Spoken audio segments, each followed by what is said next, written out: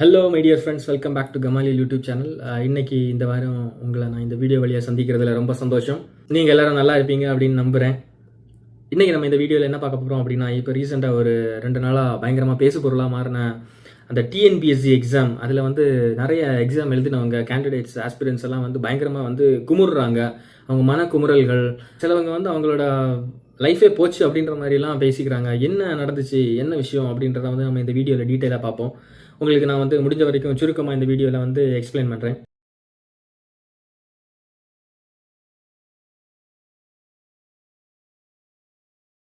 என்ன அப்படின்னு பார்த்தீங்கன்னா, 12ஆம் தேதி ஜூலை 12ஆம் தேதி நம்ம தமிழ்நாட்டில் டிஎன்பிஎஸ்சி குரூப் 4 எக்ஸாம் நடக்குது.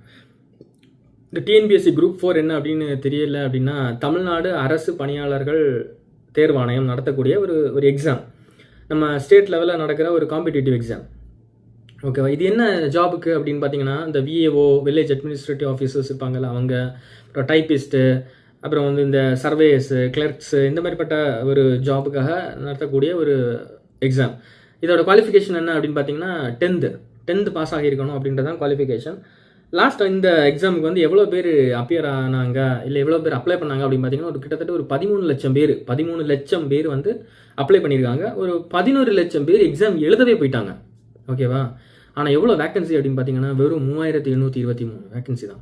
ஸோ 3823 பொசிஷனை ஃபில் பண்ணுறதுக்காக 11 பேர் அட்டன் பண்ண ஒரு எக்ஸாம் தான் இந்த எக்ஸாம். இந்த எக்ஸாமோட சிலபஸ் என்ன அப்படின்னு பார்த்தீங்கன்னா, குவாலிஃபிகேஷன் நம்ம பார்த்துட்டோம், 10th பாஸ் ஆகியிருக்கணும் அப்படின்றது தான் குவாலிஃபிகேஷன். இதுக்கு அப்பர் லிமிட் எதுவுமே இல்லை, 10th பாஸ் ஆகியிருக்கணும். இது லோவர் லிமிட். சிலபஸ் என்ன அப்படின்னு பார்த்தீங்கன்னா, 10th ஸ்டாண்டர்ட் லெவல் அப்படின்னா 10th ஸ்டாண்டர்ட் தரத்திலான சிலபஸ். இதுக்கு அப்படின்னா அந்த தரம் அப்படின்றதுக்கு டெஃபினிஷனோ லிமிட்டோ எதுவும் கிடையாது. புரிஞ்சிச்சு உங்களுக்கு? 10th இப்போ நான் 10th ஸ்டாண்டர்ட் சிலபஸ் அப்படின்னு சொன்னேன்னா நீங்கள் உங்களுக்கே புரியும். 10th படிக்கிற பிள்ளைங்க என்ன படிப்பாங்களோ அதை படித்தா போதும் அப்படின்னு. ஆனால் 10th ஸ்டாண்டர்ட் தரத்திலான சிலபஸ் அப்படின்னா அது ஒரு தினுசான ஒரு விஷயம். கரெக்டாக? ஏன்னா 10th ஸ்டாண்டர்ட் படிக்கிற மக்களும் இல்லை படிச்சிருக்க மக்களுக்கும் புரிஞ்சுக்கிறது லெவலில் இருக்கிற ஒரு சப்ஜெக்ட் அப்படின்றதான் அதை நம்மளால் அப்படி தான் புரிஞ்சிக்க முடியுது. பட் இங்கே தான் இதுதான் அவங்களோட ஒரு ட்ரிக்கி பார்ட். என்னென்னா, ஏதாவது கொஷின்ஸ் அவுட் ஆஃப் சிலபஸோ இல்லை தினுசாக கேட்டிருந்தாங்க அப்படின்னா லீகலி அந்த கேண்டிடேட்ஸ்க்கோ இல்லை அந்த ஆஸ்பிரன்ஸுக்கோ பேட்டில் பண்ண முடியாது, இல்லை சேலஞ்ச் பண்ண முடியாது. ஏன்னா இவங்க கோர்ட்டுக்கு போகும்போது கோர்ட் கண்டிப்பான முறையில் இதோட சிலபஸ் என்ன அப்படின்னு கேட்கும்போது 10th ஸ்டாண்டர்ட் சிலபஸ்னா இவங்களால கண்டிப்பாக இது அவுட் ஆஃப் சிலபஸ்ன்னு சொல்லி டிஃபெண்ட் பண்ண முடியும். பட் 10th ஸ்டாண்டர்ட் தரத்திலான ஒரு சிலபஸ் அப்படின்னு சொல்லும்போது அங்கேயே இவங்க அடிபட்டு போயிடும். இது கோர்ட்டில் கோர்ட்டு கேஸ் அப்படின்னு போகும்போது நிற்காது. கரெக்டாக? இங்கே என்ன நடந்துச்சு அப்படின்னு பார்த்தீங்கன்னா, ஆக்சுவலாக இந்த எக்ஸாம் பேட்டர்ன் எப்படி இருக்கும் அப்படின்னா, ஒரு 100 கொஷின்ஸ், மொத்தம் 200 கொஷின்ஸ் இருக்கிற எக்ஸாம். அதில் ஒரு 100 கொஷின்ஸ் எப்படி வரும்னா, தமிழ் லாங்குவேஜ், நம்மளோட தமிழ் மொழி இருக்கு இல்லையா, தமிழ் பாடம் அதிலேருந்து வரும். இலக்கணம், இலக்கியம், இந்த மாதிரிப்பட்ட விஷயங்கள்லேருந்து வரும். இனி ஒரு 100 மார்க், அது எதுலேருந்து வரும்னா, ஜிகே, ஜென்ரல் நாலேஜ், அப்புறம் இந்த கரண்ட் அஃபேர்ஸு, ஆப்டிடியூடு, இந்த மாதிரிப்பட்ட மேக்ஸு, அந்த மாதிரிப்பட்ட விஷயங்கள்லேருந்து இன்னொரு அது மிக்ஸாக ஒரு 100 கொஷின்ஸ் இருக்கும். ஸோ இந்த எக்ஸாம்ஸுக்கு பேசிக்காக யார் நிறைய ப்ரிப்பேர் பண்ணுவாங்க அப்படின்னு பார்த்தீங்கன்னா, இந்த ஒரு 10th ஸ்டாண்டர்ட் பாஸ் ஆகி இருக்கிற ரொம்ப நம்ம கிராமப்புறங்கள்ல இருந்து நகர்ப்புறங்கள் வரைக்கும் உள்ள எல்லா மக்களுமே பார்ட்டிசிபேட் பண்ணுவாங்க. ஏன்னா பாருங்கள், ஒரு 13 லட்சம் பேர் அப்ளை பண்ணியிருக்காங்கன்னா எவ்வளோ இன்டென்சிட்டி இருக்குது அந்த எக்ஸாமுக்கு அப்படின்னு. ஸோ கிட்டத்தட்ட நம்ம இதை ஒரு யூபிஎஸ்சி எக்ஸாம் லெவலில் கம்பேர் பண்ணலாம். ஸோ ஆனால் நம்ம கிராமப்புறங்களில் இருக்க மக்களுக்கும் இந்த நகர்ப்புறங்களில் இருக்கிற மக்களுக்கும் இருக்கிற வித்தியாசம் என்ன அப்படின்னா, இப்போ இந்த நீட் எக்ஸாமுக்கு கூட நம்ம கவர்மெண்ட் சைட்லேருந்து நிறைய இந்த மாதிரி பேசுகிறாங்கல்ல, ஆக்ஷன் பண்ணாமல் பேசுகிறாங்கல்ல, அது என்ன அப்படின்னு பார்த்தீங்கன்னா, இங்கே தான் அந்த நகர்ப்புறங்களில் இருக்கிற மக்களுக்கு இந்த ஃபினான்ஷியலி கொஞ்சம் அவங்க ஸ்டேபிளாகவும் இல்லை ஃபினான்ஷியலி வெல் டு டூ பொசிஷனில் இருப்பாங்க. ஸோ அவங்க என்ன பண்ணுவாங்கன்னா, இந்த கோச்சிங் சென்டர்ஸ்க்கெல்லாம் போவாங்க. நீட்டுக்கானாலும் நீங்கள் கேள்விப்பட்டிருக்கீங்க, நீட் கோச்சிங் சென்டரில் போகிறவங்கலாம் பாஸ் ஆகுறாங்க அப்படின்னு. அதேமாதிரி இந்த டிஎன்பிஎஸ்சிக்குமே நிறைய பேர் இந்த கோச்சிங் சென்டர்ஸ் கண்டக்ட் பண்ணுறாங்க. ஸோ அங்கே எல்லாம் பார்த்தீங்கன்னா லேட்டஸ்ட்டான கரண்ட் அஃபேர்ஸை பற்றி எக்ஸ்பிளைன் பண்ணி சொல்லிக் கொடுப்பாங்க. இல்லைனா அவங்களுக்கு ஏதாவது அடிஷ்னல் டிப்ஸு, நியூஸஸ் இங்கேருந்து எங்கேயாவது கொஞ்சம் இன்ஃபர்மேஷன்ஸ் எல்லாம் கிடைக்க வாய்ப்புகள் இருக்குது. கரெக்டாக? அதேமாதிரி அப்டேட் பண்ணுவாங்க அவங்களோட ஸ்டடி மெட்டீரியல்ஸை, நிறைய எக்ஸாம்ஸ் எல்லாம் கண்டக்ட் பண்ணுவாங்க. இப்படி ஒரு விதமான ஒரு கோச்சிங் சென்டர்ஸ்லாம். ஆனால் அங்கே நிறையவே காசு கொடுத்து தான் படிக்கிற மாதிரி இருக்கும். ஆனால் இந்த வில்லேஜ் இல்லை இந்த ரூரல் நிறைய பேர் இந்த எக்ஸாம்ஸ் எல்லாம் எழுதுறவங்க எப்படி இருப்பாங்கன்னா, வேறு எங்கேயோ ஒர்க் பண்ணிட்டு இருப்பாங்க. அவங்களோட அந்த கொஞ்சம் டைமை ஒதுக்கி இதுக்குன்னு சொல்லிட்டு படிப்பாங்க. நிறைய பேர் யார் எழுதுவாங்க அப்படின்னா, அந்த ஃபேமிலியில் ஒய்ஃபாக இருப்பாங்க, அந்த ஹவுஸ் ஒய்ஃபாக எல்லாம் இருப்பாங்க, இல்லை இல்லத்தரசிகள். அவங்க அவங்க வந்து அவங்களோட அந்த பிள்ளைங்களெல்லாம் ஸ்கூலுக்கெல்லாம் அனுப்பிட்டு அந்த மிச்சம் இருக்கிற அந்த டைமில் ப்ரிப்பேர் பண்ணுறதாகட்டும், இந்த மாதிரி விஷயங்கள் செல்ஃபாக தான் நிறைய பேர் ஸ்டடி பண்ணுவாங்க. கொஞ்சம் பேர் தான் இந்த மாதிரி கோச்சிங் சென்டர்ஸ் போவாங்க. ஸோ மேக்ஸிமம் அந்த ரூரல் ஏரியாஸ், இந்த வில்லேஜஸ்லாம் இருக்கிற கிராமப்புறங்கள்லாம் இருக்கிற மக்கள் வந்து கண்டினியூவாக உழைப்பாங்க. இந்த எக்ஸாம்ஸ்க்கு வேண்டி நிறைய டைம் ஸ்பெண்ட் பண்ணி படிப்பாங்க. ஆனால் அவங்ககிட்ட இருக்கிற ஸ்டடி மெட்டீரியல்ஸ் எல்லாமே வந்து ரொம்ப ஸ்டாண்டர்ட் ஸ்டடி மெட்டீரியல்ஸாக தான் இருக்கும். இந்த எக்ஸ்டென்சிவாக இவங்க எல்லாம் நகர்ப்புறங்களில் கிடைக்கிற ஆக்சஸ் எல்லாம் வந்து அவங்களுக்கு மேக்ஸிமம் கிடைக்காது. கரெக்டாக அந்த ஒரு டிஃபரன்சஸ் இருக்குது இந்த ஸ்டடி மெட்டீரியல்ஸ்லேயுமே வந்து. ஸோ கொஸ்டின்ஸ் வந்து இந்த தடவை எப்படி வந்துச்சு அப்படின்னு பார்த்தீங்கன்னா, ஆனால் அதனால என்ன நடக்கும், ஜென்ரலாக என்ன நடக்கும் அப்படின்னு பார்த்தீங்கன்னா, இந்த தமிழ் போர்ஷன் இருக்குல்ல, ஒரு 100 மார்க்ஸ், அந்த போர்ஷனுக்கு வந்து இந்த இந்த கிராமப்புறங்களில் நகர்ப்புறங்களில் இருக்கிறவங்களை வரைக்கும் இந்த கிராமப்புறங்களில் இருக்கிறவங்க எல்லாருக்குமே கொஞ்சம் கூட எக்ஸ்ட்ராவாக வந்து ஒரு அட்டாச்மெண்ட் இருக்கும். ஆனால் அவங்களுக்கு அந்த தமிழ் கூட ஒரு அட்டாச்மெண்ட் இருக்கிறதுனால இவங்க கொஞ்சம் எக்ஸ்ட்ராவாக வந்து அந்த தமிழ் சப்ஜெக்டில் பண்ணுவாங்க. கரெக்டாக. ஸோ அவங்க வந்து இதை ஃபோக்கஸ் பண்ணிட்டு மற்ற அந்த general knowledge, current affairs, mathematics, aptitudes இதில் எல்லாமே கொஞ்சம் வந்து எக்ஸ்ட்ரா எஃபர்ட்ஸ் போட்டுட்டு இருப்பாங்க. கரெக்டாக. ஸோ இப்படி தான் வந்து இது வரைக்கும் அந்த பேட்டர்ன் எக்ஸாம் வந்து அப்படி வந்துட்டு இருந்துச்சு. இந்த தடவை என்ன பண்ணாங்க அப்படின்னா, இந்த தமிழ் சிலபஸ் இருக்கு இல்லையா, அந்த 100 கொஸ்டின்ஸ் அதை வந்து ரொம்ப எக்ஸ்ட்ரீம் லெவலில் தூக்கிட்டு போயிட்டாங்க. எப்படின்னா 10th படிச்சிருக்கிற ஒரு ஆளுக்கு வந்து ஒரு புரிதல் இருக்கும் இல்லையா, ஒரு சப்ஜெக்டை பற்றி ஒரு கொஸ்டினை இப்போ கேட்டாங்கன்னா அதை பற்றி ஒரு புரிதல் வரும் இல்லையா. இப்போ உள்ளங்கை நெல்லிக்கனி போல் அப்படின்ற மாதிரி ஒரு ஓமையெல்லாம் நம்ம சொல்லும்போது ஒரு 10th படிச்சிருக்கிறவங்களுக்கு ஒரு லெவல் ஆஃப் அண்டர்ஸ்டாண்டிங் இருக்குல்ல, நகமும் சதையும் இப்படின்ற மாதிரி எல்லாம். இது எக்ஸாம்பிளுக்கு நான் சொல்கிறேன். இந்த மாதிரிப்பட்ட விஷயங்கள் சொல்லும்போது அவங்களுக்குன்னு ஒரு பேசிக் ஒரு லெவல் ஆஃப் அண்டர்ஸ்டாண்டிங் வரும் இல்லையா. ஆனால் அதே வந்து எக்ஸ்ட்ரீம் ஒரு தமிழில் வந்து ஒரு இலக்கியங்களில் வந்து பிஹெச்டி பண்ண, டாக்டரேட் பண்ணவங்க, ரிசர்ச் பண்ணுறவங்க, அவங்க லெவலுக்கு அந்த கொஸ்டின்ஸை தூக்கிட்டு போகும்போது அவங்களுக்கும் அந்த ஒரு கனெக்ஷனே வந்து மேடாகாது. கரெக்டாக. ஆக்சுவலாக அந்த கொஸ்டின்ஸோட தரத்தை இந்த அளவு தூரம் வந்து அதை எடுத்துகிட்டு போகும்போது இந்த கீழே இருக்கிற அந்த 10th குவாலிஃபைடு மக்கள் இல்லைன்னா அந்த ஒரு மிட் ரேஞ்சில் எல்லாம் இருக்கிறவங்க வந்து அடிபட்டு போயிடுவாங்க. அவங்களுக்கு வந்து இந்த எக்ஸாம்ஸ், இந்த தமிழ் போர்ஷனே வந்து இதுதான் ஒரு நம்பிக்கையாக, ஒரு தூணாக வந்து அவங்க நம்பி இருப்பாங்க. இதை நம்ம எப்படியாவது பார்த்துக்கலாம், மற்றதை வந்து கான்சென்ட்ரேட் பண்ணுவோம் அப்படின்னு நினச்சிட்டு போன அந்த மக்களுக்கு வந்து இங்கே வந்து ஒரு பலத்தை அடி விழுந்ததும் அவங்க வந்து டோட்டலி கொலாப்ஸ் ஆகிருப்பாங்க. நம்மளே நினச்சி பாருங்கள், ஒரு எக்ஸாம் எழுதுகிறோம், கொஸ்டின் பேப்பர் ஓப்பன் பண்ணி பார்க்குறோம், ஃபஸ்ட்டில் வந்து இருக்கிற அந்த ஒரு போர்ஷன் நமக்கு ஒரு கான்ஃபிடன்ஸ் இருக்கும்ல, இந்த இடத்துல நம்ம வந்து பண்ணிடலாம், இந்த இடத்துல நம்ம வந்து கொஞ்சம் எக்ஸ்ட்ரா எஃபோர்ட் போட வேண்டி வரும் அப்படின்ற மாதிரி கான்ஃபிடென்ட்டான ஒரு இடத்த ஓப்பன் பண்ணி பார்க்குறோம், அங்கே கம்ப்ளீட்டாக வந்து கொலாப்ஸ் ஆகிருக்கு. அப்படின்றப்ப நமக்கு வந்து ஏற்கனவே நம்ம ஒரு எஃபோர்ட் போடலாம்னு நினைக்கிற அந்த இடமே வந்து அடி வாங்கும். கரெக்டாக. நீங்கள் இங்கே நினச்சி பாருங்கள், ஒவ்வொரு கொஸ்டினுமே ஒவ்வொரு மார்க்குமே வந்து இங்கே விஷயம். ஏன்னா கிட்டத்தட்ட 3800 கொஸ்டின் தான் இருக்குது. ஆனால் ஒரு 13 லட்சம் பேர் காம்படிட் பண்ணுறாங்க. ஸோ அந்த ஒரு மார்க்குக்கு எவ்வளோ பேர் காம்படிட் பண்ணுவாங்க. கரெக்டாக. ஸோ அவ்வளோ ஒரு சென்சிட்டிவான ஒரு கிரிட்டிக்கலான ஒரு இடத்த அது இந்த தமிழ் லாங்குவேஜை வந்து இவ்வளோ தூக்கிட்டு போனனால இந்த வில்லேஜ், இந்த கிராமப்புறங்கள்ல இருந்து இல்லை செல்ஃப் ஸ்டடி பண்ணவங்க அவங்க எல்லாம் ரொம்பவே வந்து அடிபட்டுட்டாங்க இந்த விஷயங்கள்ல. அதனால தான் ஆக்சுவலாக இப்போ எக்ஸாம் வந்து நம்ம எல்லாமே சின்ன வயசுலேருந்து எழுதியிருப்போம். சில எக்ஸாம்ஸ் வந்து ஈஸியாக இருக்குன்னு சொல்லுவோம், சிலது வந்து கஷ்டமாக இருக்குது அப்படின்னு சொல்லுவோம். ஆனால் வந்து இவங்க புதுசாக சொல்கிறது ரீசன் என்னன்னா, இது வந்து இப்போ டிஎன்பிஎஸ்சியுமே இதுக்கு முன்னாடி வந்து கஷ்டமான கொஸ்டின்ஸ் இருந்திருக்கு, ஈஸியான கொஸ்டின்ஸ் இருந்திருக்கு. ஆனால் இந்த தடவை புதுசாக ஏன் அவங்க இவ்வளோ தூரம் எல்லாரும் வந்து குமுறுறாங்க? 1-2 பேர் சொன்னாங்கன்னா ஓகே, ஆனால் மொத்த எக்ஸாம் எழுதின கேண்டிடேட்ஸே வந்து இப்படி குமுறுறாங்கன்னா அதில் என்ன விஷயம் அப்படின்னு பார்த்தீங்கன்னா அவங்களுக்கு புரிய மாட்டேங்குது. என்ன கேட்டிருக்காங்க, அது ஈஸியாக, அது கஷ்டமாக, இது என்ன விஷயம் அப்படின்றது அவங்களுக்கு புரியாத கொஸ்டினாக இருக்குது. அதுதான் வந்து அங்கே விஷயம். அதனால தான் வந்து அவங்க சொல்கிறாங்க, இதெல்லாம் வந்து ரிசர்ச் அனலிஸ்ட், அந்த பிஹெச்டி பண்ணவங்கல்ல, டாக்டரேட்டு, ஸ்காலர்ஸ், அவங்க பண்ணக்கூடிய அவங்க லெவலில் ஒரு கொஷின், அதை போய் எதுக்கு கேட்குறீங்க அப்படின்றது அங்கே ஒரு கொஷின். புரியுதா? அது ஏன்னா இவங்களுக்கு வந்து அதை ஆன்சர் பண்ணவே முடியல. ஆனால் இவங்க இந்த எழுதுகிற எக்ஸாமுக்கும் இவங்க பண்ண போகிற ஒர்க்குக்கும் ஏதாவது ரிலேஷன் இருக்கான்னு கேட்டிங்கன்னா, எப்படி நம்ம வந்து 1 to 12th படிச்சுட்டு இன்னைக்கு வேலை பார்க்குறோமோ, நம்ம பார்க்குற வேலைக்கும் இங்கே படித்ததுக்கும் ஏதாவது ரிலேஷன் இருக்கா அப்படின்னு கேட்டிங்கன்னா, மோஸ்ட் ஆஃப் த சப்ஜெக்ட்ஸ் வந்து நம்ம படித்ததும் பண்ணதும் வேஸ்ட் ஆஃப் டைமாக தான் நமக்கு இப்போ ஃபீல் ஆகும். கரெக்டாக. அந்த மாதிரி தான் வந்து இவங்க இன்வெஸ்ட் பண்ணி படித்த டைம் ஆகட்டும், இவங்க படிச்சுட்டு வந்து இந்த எக்ஸாம் எழுதுறதாகட்டும், மோஸ்ட் ஆஃப் த திங்ஸ் வந்து இது வந்து இவங்க பண்ண போகிற ஒர்க்கில் வந்து எந்த கனெக்ஷனுமே கிடையாது. பட் ஸ்டில் இந்த கமிஷன் வந்து இப்படின்னு ஒரு ப்ரொசீஜர், இப்படின்னு ஒரு சிலபஸ் செட் பண்ணியிருக்காங்க, ஓகே அப்படின்ற மாதிரி எல்லாரும் படிக்கிறாங்க போகிறாங்க. பட் அதில் போய் இந்த மாதிரி அந்த ஸ்டாண்டர்ட்ஸை தூக்கிடும். ஆனால் இதில் வந்து என்ன அப்படின்னா, இப்போல்லாம் வந்து இந்த டிஎன்பிஎஸ்சி குரூப் 4 எழுதுறதுக்கு வந்து மாஸ்டர்ஸ் பண்ணவங்க, பிஹெச்டி பண்ணுறவங்க எல்லாம் வர்றாங்க அப்படின்னா, நான் இதை வந்து என்னை பொறுத்த வரைக்கும் இதெல்லாம் பெருமையாக பார்க்கக்கூடாது. ஏன்னா மாஸ்டர்ஸ் பிஹெச்டி பண்ணுறவங்க ஒரு 10th குவாலிஃபிகேஷன் வைக்கிற ஒரு எக்ஸாமுக்கு வர்றாங்க அப்படின்னா, நம்ம மாநிலத்தில் அன்எம்ப்ளாய்மெண்ட் ரேட் எப்படி இருக்குது அப்படின்றத அவங்க இன்டெரக்டாக உணர்ந்து இதை பேசாமல் இருக்கணும். அவங்க வர்றாங்கன்றதுனால கொஸ்டினை வந்து அவங்க லெவலுக்கு எடுத்துகிட்டு போகக்கூடாது. கரெக்டாக. ஏன்னா அப்படின்னா நீங்கள் வந்து குவாலிஃபிகேஷனே மாற்றிருக்கணும். குவாலிஃபிகேஷன் 10ன்னு வச்சுக்கிட்டு எக்ஸாம் பிஹெச்டி லெவலுக்கு கொண்டு போனீங்கன்னா அது வந்து ஒரு ஒரு அன்ஃபேர் எக்ஸாம். கரெக்டாக? ஸோ ஒரு ஃபேரான ஒரு எக்ஸாம் இருக்கணும். அதில் காம்படிட் பண்ணுற எல்லாருக்குமே ஒரு ஃபேர் சான்ஸ் கிடைக்கணும். கரெக்டாக? நீங்கள் வந்து வெறும் அவங்கள மட்டும் எடுக்கணும் அப்படின்னு நீங்கள் குவாலிஃபிகேஷனே பிஹெச்டியும் வச்சுக்கோங்க. வச்சுருந்தீங்கன்னா அவங்க மட்டும் வர போகிறாங்க. அன்னெசரி அந்த பீப்புள் எல்லாம் வந்து அவங்களோட காசை வந்து செலவு பண்ணியிருக்க மாட்டாங்க. 13 லட்சம் பேர் காசு செலவு பண்ணியிருக்காங்கன்னா எவ்வளோ கோடி வந்திருக்கும் உங்களுக்கு. கரெக்டாக?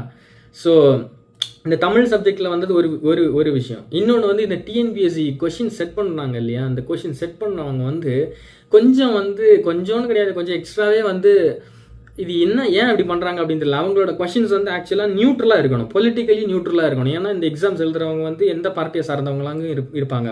அஃப்கோர்ஸ் எல்லாருமே 18 வயசுக்கு மேலே உள்ளவங்க, எல்லாருக்குமே ஓட்டிங் பவர் இருக்கிறவங்க. ஸோ எல்லாருமே ஒவ்வொரு கட்சியை சார்ந்தவங்க, ஒவ்வொரு ஐடியாலஜியை சார்ந்தவங்களா இருப்பாங்க. ஆனால் கொஷின்ஸில் எக்ஸாம் எழுதும்போது ஒரு ரூலிங் பார்ட்டி சார்பாக அவங்களோட ஒரு ப்ரொபகண்டா, அவங்களோட ஒரு அஜெண்டா வந்து அதில் வந்து ரிஃப்ளெக்ட் ஆகிறது எந்த விதத்திலையுமே ஏற்க முடியாது. இது ரொம்ப கண்டிக்கத்தக்கது. டிஎன்பிஎஸ்சியோட ஒரு ஹெட் வந்து ஆக்சுவலாக இது ஏற்கனவே சொல்லியிருந்தாங்க, இந்த மாதிரி யாராவது கொஷின் செட் பண்ணுறவங்க பொலிட்டிக்கலி ரிலேட்டடான, பொலிட்டிக்கலி பயாஸ்டான அப்படின்னா பொலிட்டிக்கல் சார்புடைய கொஷின்ஸ் கேட்டாங்கன்னா அவங்க வந்து டிபார் பண்ணப்படுவாங்க அப்படின்னு சொல்லியிருந்தாங்க. ஆனாலுமே வந்து பொலிட்டிக்கலி கொஷின்ஸ் வந்து வருது.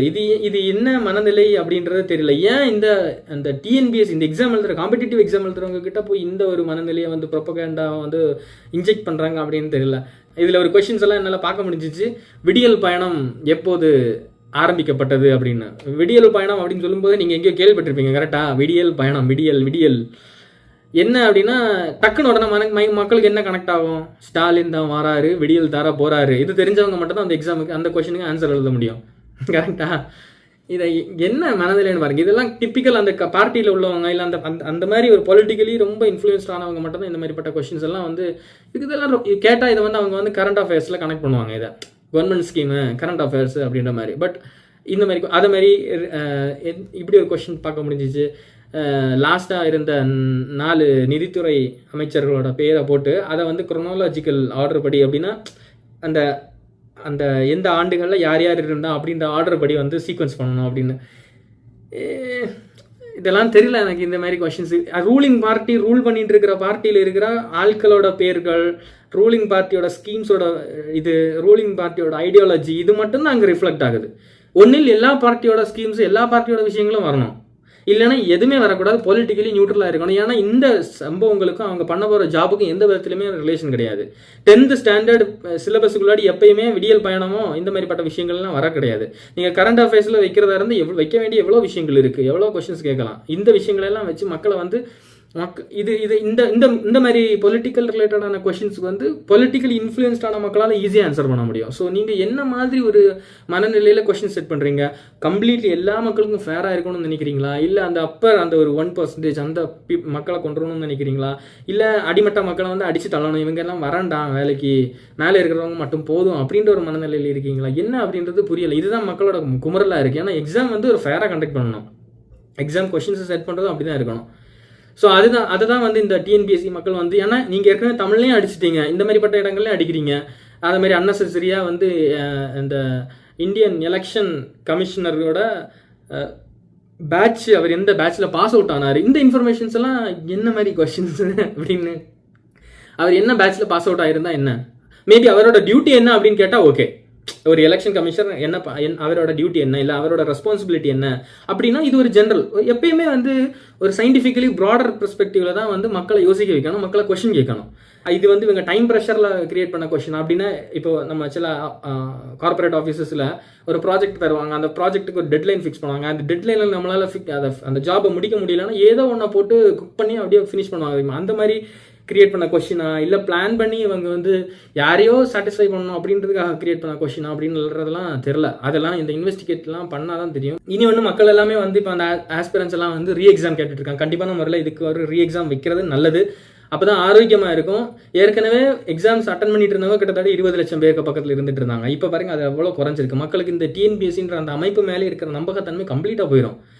அது வந்து ஒரு கவர்மெண்ட்டுக்கு வந்து ஆரோக்கியம் கிடையாது. ஸோ ஆமாம், கேண்டிடேட்ஸையும் வந்து ஆரோக்கியமாக வச்சுருக்கணும். அவங்களுக்கும் ஒரு மென்டலி நம்மளும் நம்ம சிஸ்டமும் ஸ்டேபிள் அப்படின்ற ஒரு ஃபீல் இருக்கணும். அப்போ தான் அவங்க நம்பி எக்ஸாமில் தான் வருவாங்க. கரெக்டாக? அதே மாதிரி இந்த எக்ஸாமில் வந்து எக்ஸாம் கொஷின் பேப்பரை வந்து அதுக்கு முந்தின நாளே வந்து கொண்டு வந்துட்டு அந்த டிஸ்ட்ரிபியூஷன் நடந்தது எல்லாமே வந்து ப்ரைவேட் பஸ்ஸில் எடுத்துகிட்டு போயிருக்காங்க. இந்த மாதிரிப்பட்ட விஷயங்கள் இருக்குது. இதெல்லாம் எப்படி அட்ரஸ் பண்ண போகிறாங்க டிஎன்பிஎஸ்சி அப்படின்னு தெரில. ஏன்னா அவங்க வந்து கண்டெய்னரில் தான் கொஷின் பேப்பர் எடுத்துருப்பாங்க, ரொம்ப செக்யூர்டாக எடுத்துகிட்டு வரணும். ஒவ்வொரு கொஷின் பேப்பருமே வந்து சீல் பண்ணியிருக்கணும். அந்த கொஷின் பஞ்சாக எடுத்துகிட்டு வந்து எக்ஸாம் சென்டரில் வரும்போது அந்த கேண்டிடேட்ஸ் இருக்கிறவங்களுக்கு முன்னாடி வச்சு அந்த கொஷின் பேப்பரை அந்த சீலை வந்து அந்த ஓப்பன் பண்ணணும்.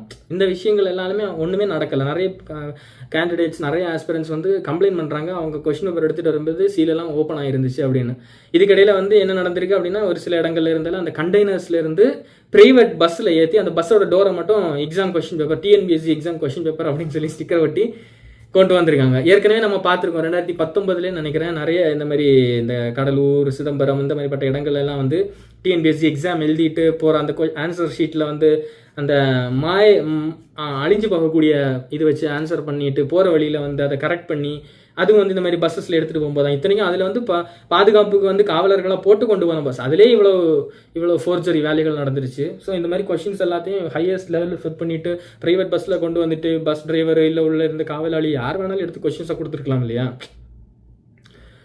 இனி ஒன்று இது ரீ எக்ஸாம் கேட்க போகும்போது அடுத்த ஒரு பிரச்சனை அங்கே இருக்கும். கொஞ்சம் பேர் நல்லாவே இந்த எக்ஸாம் எழுதியிருப்பாங்களா இருக்கலாம், ரொம்ப ஹைலி குவாலிஃபைடு ஆட்கள் இல்லை, அதை பற்றி அந்த சப்ஜெக்ட்ஸில் ரொம்ப கான்சன்ட்ரேட் பண்ணவங்க வந்து கண்டிப்பாக நம்ம எழுதியிருப்பாங்க. அவங்க போய் உடனே வந்து ஒரு அப்ஜெக்ஷன் போடுவாங்க கோர்ட்டில், இல்லை எங்களுக்கு வந்து இது அநீதியாக இருக்குது அப்படின்ற மாதிரி. உடனே கோர்ட் வந்து பிரதிவாதி இதெல்லாம் கேட்டு இழுத்து போயிட்டு இருக்கோம். அதுக்கு ஒரு நியாயம் கிடைக்குமான்னு தெரில.